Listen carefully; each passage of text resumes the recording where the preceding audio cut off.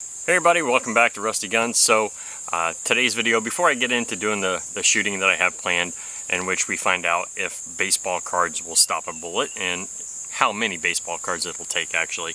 But what I wanted to talk about is something that might cause a little bit of controversy, and that is what the title of the video is about.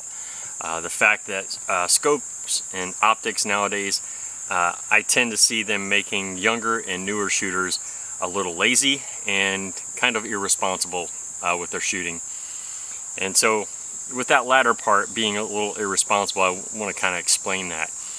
And you know, you guys have seen me come out here and shoot, and you know, if I miss a shot, I miss a shot, and I just flat out tell you, hey, I missed a shot. You know, whatever happened, and you know, I missed the shot. But I see a lot of people, especially on the social medias and on YouTube, you know, they take shots and they start missing, and then they blame the gun, or they blame the scope or the optic that they have on it for being off. But the fact of the matter is, at the end of the day, you know, I'm the one who pulls the trigger. I'm the one who's responsible for the bullet that left my gun. If that bullet didn't hit its mark, ultimately it's my fault. Yeah, there could be all other kinds of things that happen that cause me to miss a shot, but at the end of the day, I'm the one responsible for the bullet that leaves my gun. And that's the way every shot should be treated. You know, when I grew up, basically we used iron sights, and the optics that you even had back in the 80s are nowhere near kind of the optics that you have nowadays. They're much better optics. You got your red dots, you know, you've got your infrared scopes, you got all kinds of stuff out there for people nowadays.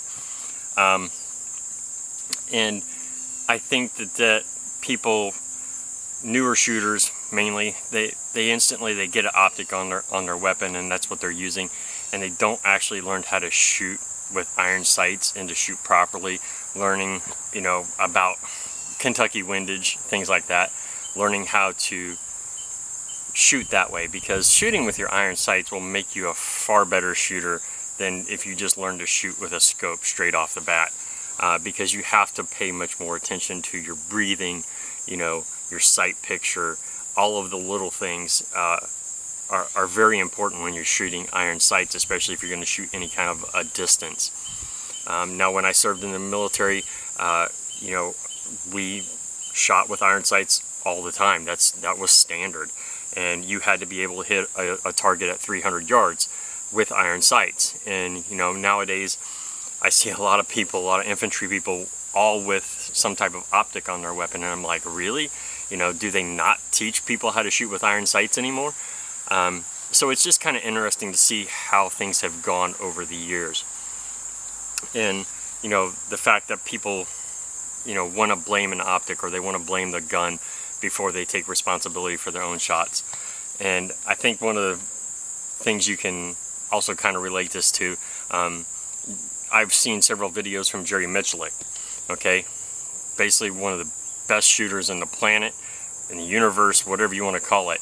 And that guy, if he misses a shot, he admits he misses a shot. Now, I am by no means any kind of a world-class shooter or anything like that. I consider myself a decent shot. And, you know, I know there are far better shooters out there than I am. But if the guy who's one of the best on the planet is willing to take responsibility for his shot, you would think that some of these other people out there would take responsibility for theirs.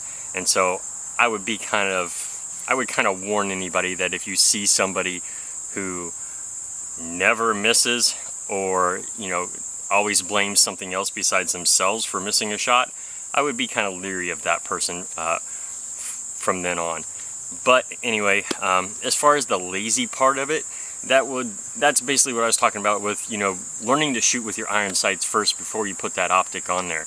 I'm telling you, it will make you a much better shooter. When you do put that optic on there, you will be even better shot because you practice and you learned how to shoot with those iron sights. That's why all of my kids, I've always taught them from the beginning to shoot with iron sights first before I ever give them a scope or a red dot or anything like that. They have to learn how to shoot with iron sights first. But anyway, that's my little tidbit. I know optic guys out there are going to be upset with me. You know, that's just the way things are. But just my 2 cents on it. Let me know what you guys think, if you've seen this same kind of thing going on in social media, with people doing that kind of thing, I guess. I don't know.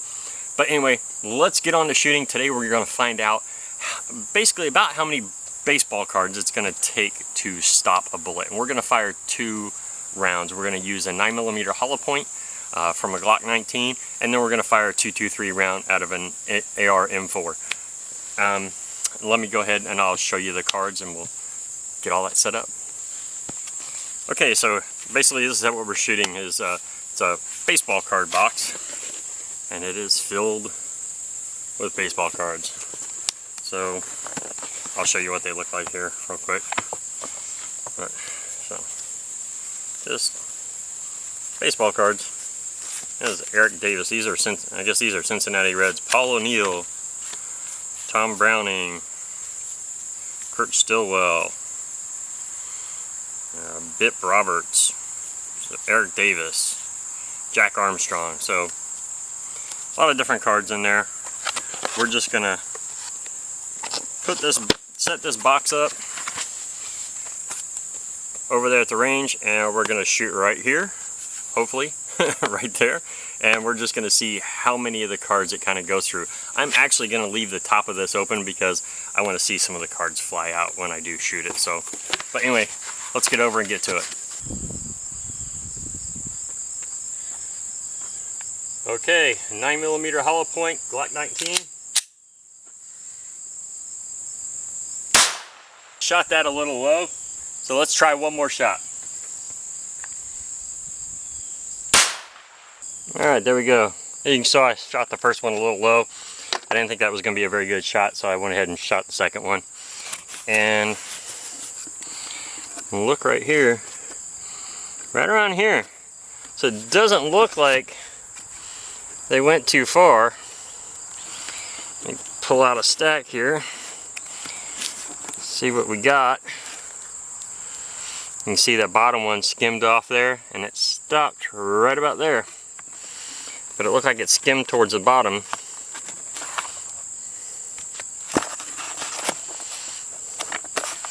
Yep, got a little bit of right there.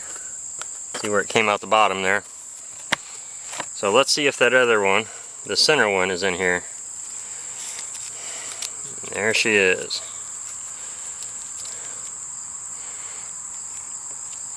And so that is a hollow point,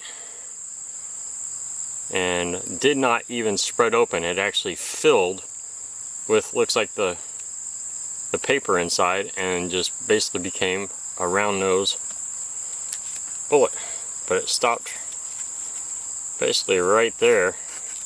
So let's see how many cards this is. We're looking at 1, 2, 3, 4, 5, 6, 7, 8, 9,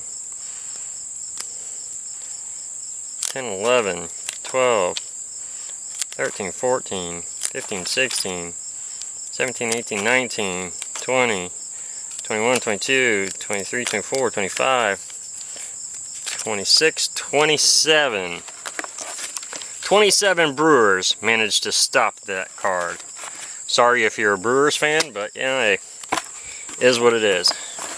Alright, we'll go get the next box and we'll try out the M4 and see how well that does. Alright, we'll see how well baseball cards stop an AR.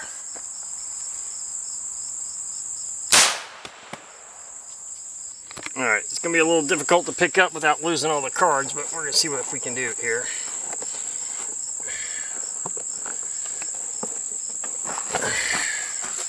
Alright, managed to get them. Alright, so here we go.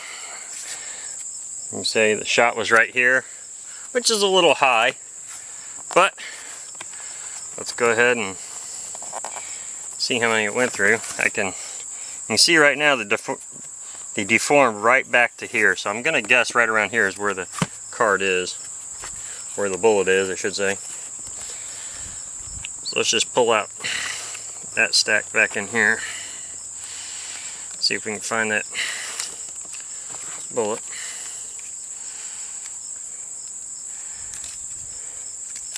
you can tell it looks like it started to tumble as it went through. Oh, there it is. Boom. So we'll throw those down. And there she is. So it started to tumble as it went through, because we can see how the hole is kind of elongated. But let's see how many it took. And instead of counting them all, it's that many cards. If you guys want to pause it and count up everyone, then you can, but it takes about that many. So there you go. So let me go ahead, I'm going to set these cards up now like this, and we're going to shoot them again. See if we can make this be a little more fun.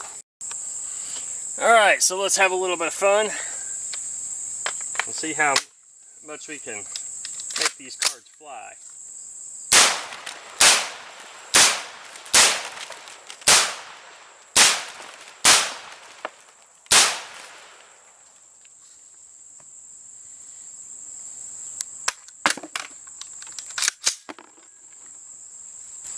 Thanks a lot for joining me, guys. Take care, and remember, pray hard and shoot straight.